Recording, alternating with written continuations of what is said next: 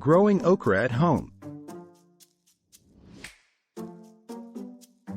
Okra or lady's fingers is a southern favorite grown in backyard gardens and served up fried, baked, braised, pickled, and added to soups and stews as a thickener.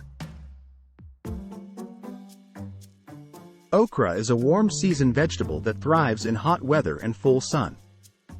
Although it's a perennial, based on its native range, okra is grown as an annual in the U.S. Prepare the soil by working in plenty of compost, peat, or cow manure. This will increase soil fertility, increase the acidity, and improve drainage. Okra seeds develop in pods up to 10 inches long and have tough outer shells.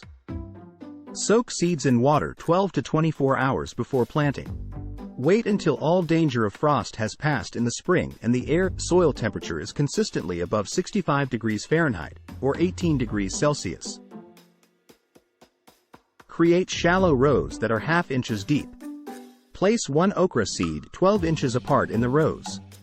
Rows need to be spaced 18 inches apart. Mature okra plants will reach 3 to 6 feet tall and develop large leaves that extend 2 feet from the stalk. Keep soil moist but not soggy. Water the soil at least once every 7 to 10 days. Apply a scoop of compost around each plant when the plants are about 6 weeks old. The plants will develop a large yellow bloom when they're about 10 weeks old.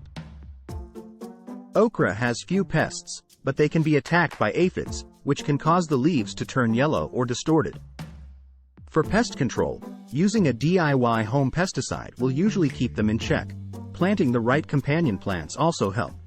Cucumber, melons, like honeydew, nasturtiums, and pepper plants are some good companion plants to grow alongside okra. Okra grows rapidly and will need to be harvested daily during midsummer or the pods will become too tough to eat.